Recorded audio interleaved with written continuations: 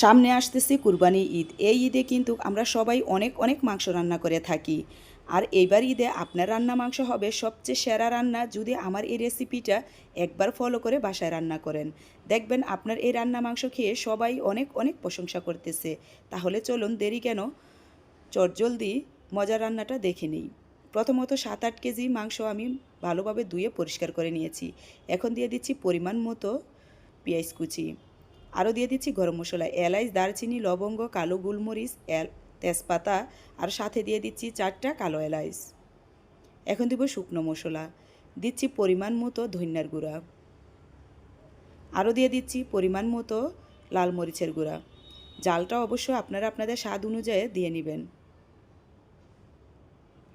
দিয়ে দিচ্ছি পরিমাণ মতো হলুদের গুঁড়া। এখন দিয়ে দিব পরিমাণ মতো লবণ।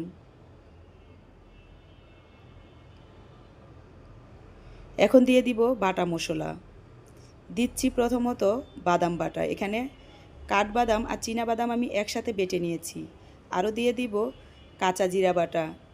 কাঁচা জিরা বাটাটা যদি গরুর মাংসতে দেওয়া হয় তাহলে কিন্তু তার স্বাদ দ্বিগুণ বেড়ে যায়। দিয়ে দিচ্ছি জয়ফল বাটা, এখানে আমি একটি জয়ফল বেটে নিয়েছি। দিয়ে দিচ্ছি আদা রসুন বাটা। এখন আমি সব কটা মশলা হাত দিয়ে ভালোভাবে মেখে নিব। আর মাংসের পরিমাণ মতো কিন্তু মশলাটা দেওয়ার চেষ্টা করবেন, যদি কম হয় তাহলে কিন্তু খেতে ততটা ভালো লাগবে না, আবার বেশি হলেও কিন্তু খেতে ভালো লাগবে না। অবশ্যই পরিমাণটা ঠিক রাখতে হবে। যদি আপনারা রান্নার পরিমাণ মতো মশলাটা দেন তাহলেই কিন্তু আপনার রান্না হবে সবচেয়ে সেরা রান্না। এখন আমি দিয়ে দিব সর্ষের তেল। আমি একসাথে পুরাটা তেল ঢেলে দিব না, আমি অল্প করে দিয়ে মেখে নিচ্ছি।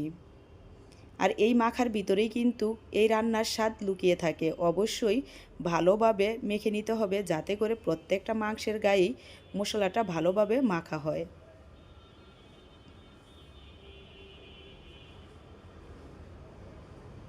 এখন আমি এখানে আরও একটু সরষের তেল দিব।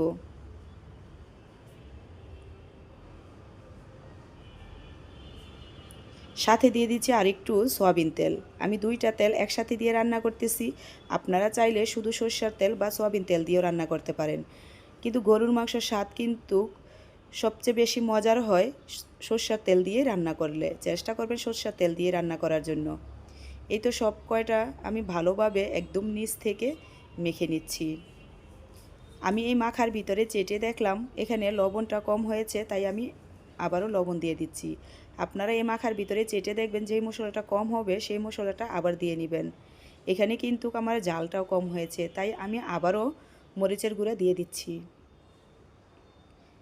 আর গরুর মাংস কিন্তু একটু ঝাল ঝাল হলেই খেতে ভালো লাগে। আমাদের ঘরে আমরা সবাই ঝাল ঝাল খাই, তাই একটু ঝালটা বেশি দিয়েছি। আপনারা আপনাদের স্বাদ অনুযায়ী দিয়ে নেবেন। তো দেখেন আমি চুলায় বসিয়ে প্রায় 10-15 মিনিটের মতো জাল করে নিয়েছি। মাংসর কালারটা কিন্তু চেঞ্জ হয়ে আসছে আর সুন্দরভাবে বলকও আসছে, আর অনেকটা পানি উঠেছে। আমরা সবাই জানি অনেক মাংস একসাথে রান্না করলে পানি দিতে হয় না, মাংস থেকে যে পানিটা ছাড়ে সেই পানিটা দিয়েই কিন্তু মাংসটা রান্না করে নেওয়া যায়। তো দেখেন আমি আরও 30 মিনিটের মতো রান্না করে নিয়েছি। মাংস কিন্তু প্রায় সিদ্ধ হয়ে আসছে। আপনারা মাংসের কালারটা দেখে হয়তো বুঝতেছেন মাংসটা কতটুক রান্না হয়ে আসছে। আমি নিচ থেকে ভালোভাবে নেড়ে দিচ্ছি।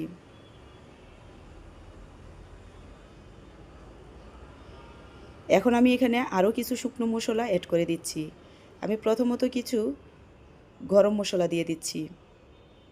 আমি অর্ধেকটা দিয়ে দিচ্ছি আর অর্ধেকটা রেখে দিয়েছি। আমি এখন ভালোভাবে নেড়ে মিশিয়ে নিচ্ছি।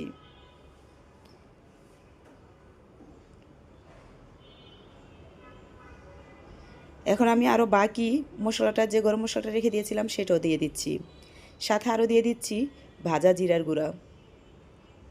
এই গরুর মাংসের স্বাদ আরও অনেক গুণে বাড়ানোর জন্য দিয়ে দিচ্ছি 3 টেবিল চামচ টেস্টিং সল্ট।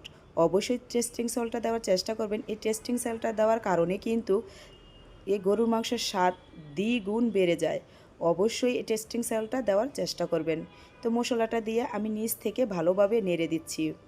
আমার এই রেসিপিটা একবার হলেও আপনারা বাসায় রান্না করে খেয়ে দেখবেন, তার স্বাদ জীবনও ভুলার মতো না, এতটা মজার হয় এই গরুর মাংসটা। আর একদম কিন্তু ঘরোয়া মশলা দিয়ে আজকে আমি এই রান্নাটা করে নিচ্ছি। আশা করি এই মশলাগুলো আপনাদের ঘরে অবশ্যই থাকে। আর এই ঘরোয়া মশলা দিয়ে যদি আপনার একদম মানে সেরা স্বাদের রান্না করতে পারেন, তাহলে রান্না করবেন না কেন বলেন? তো দেখেন রান্নাটা কিন্তু শেষ হয়ে পর্যায়ে চলে আসছে, আমি চুলাটাও বন্ধ করে দিয়েছি। আশা করি আজকের রেসিপিটা আপনাদের অনেক অনেক ভালো লাগবে। আর বাসায় অবশ্যই রান্না করে খাবেন, কীরকম হয়েছে কমেন্টে জানাবেন। যদি ভালো লাগে তাহলে প্লিজ একটা সাবস্ক্রাইব করে পাশে থাকবেন। আর যারা ফেসবুক থেকে দেখছেন তারা অবশ্যই ফলো করে রাখবেন, তাহলে আমার এই মজার মজার রেসিপিগুলো আপনারা দেখতে পাবেন। আজ এখানে বিদায় নিচ্ছি, খোদা হাফেজ।